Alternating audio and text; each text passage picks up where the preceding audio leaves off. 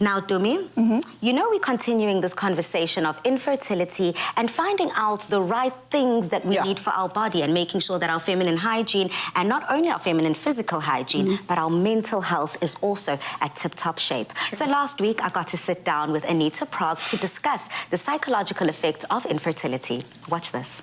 SALOME Polycast helps regulate menstruation and reduces the male sex hormones. Get the help you need for PCOS with SALOME. Your journey matters. Now, we try our best to understand the hardships of infertility, but sometimes we just need that expert advice to assist us in coping with and understanding it much better. So joining us in studio today to discuss the psychological effects of infertility is clinical psychologist Anita Prague. Welcome to the show. Thank you so much for having me. Now, Anita, we all kind of speak about and highlight the physical effects of infertility, but please may you help us break down some of those psychological effects and what it can have on the well-being of someone who is infertile.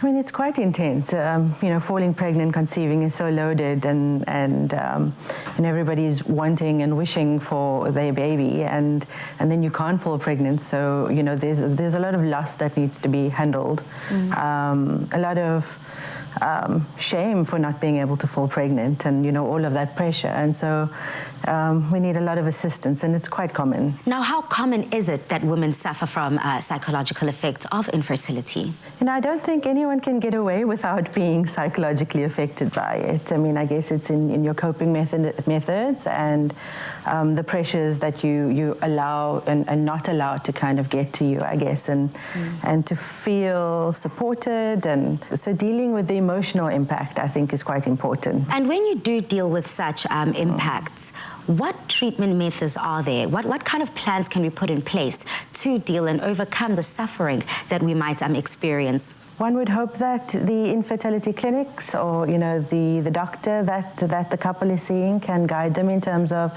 support groups. You know, if that is not available, because walking a path with somebody is super important to be able to just, you know, vent and talk about the challenging emotions.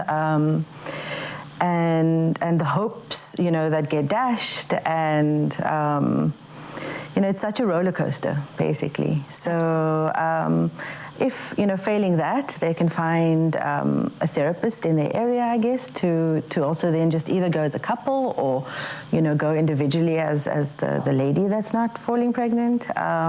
It's so loaded because she's wanting to have a baby. I think her husband is also hoping and wanting, and for a woman to feel like she's not providing that, you know, it's not just affecting her in that way, it affects the husband as well, and you know, for the husband to also get support with that. What role does the family then play in that support? A couple should be allowed to feel their feelings. A lot of times family members, because they don't like seeing their people suffer, they want to cheerlead them out of it, and you know, quick fixes, and you know, don't stress, and so just let them ride the wave, I guess, and be with them, and not offer platitudes as such. And you know, stress plays a big part in not falling pregnant as well. So you know, the more you're not conceiving, the more stress builds, you know, the less likely it is also to happen.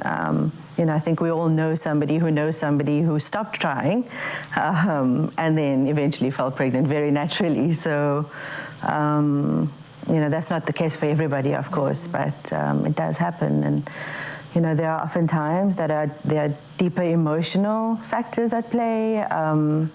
You know, for a woman, you know, there could be historical issues as to, you know, emotional blocks that stop you from falling pregnant, not just the physicality. You know, it doesn't only have to be your body that's not doing it. Sometimes your emotions get in the way.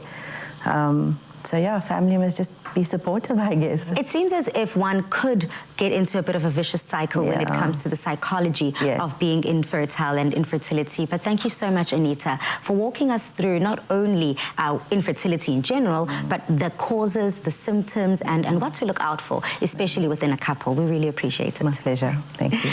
Now, thank you again, Anita, for joining us. We're absolutely blessed to have a community of women that can help us throughout our journey. With SALOME, your journey matters. Cysts in the ovaries, irregular or missing periods, and high male sex hormones are symptoms of polycystic ovary syndrome. If you experience 2 of these 3, you may have it. It's also the leading cause of infertility in women. SALOME Fertility helps regulate ovarian function and helps improve fertility. SALOME Polycast helps regulate menstruation and reduces the male sex hormones. Get the help you need for PCOS with SALOME. Your journey matters.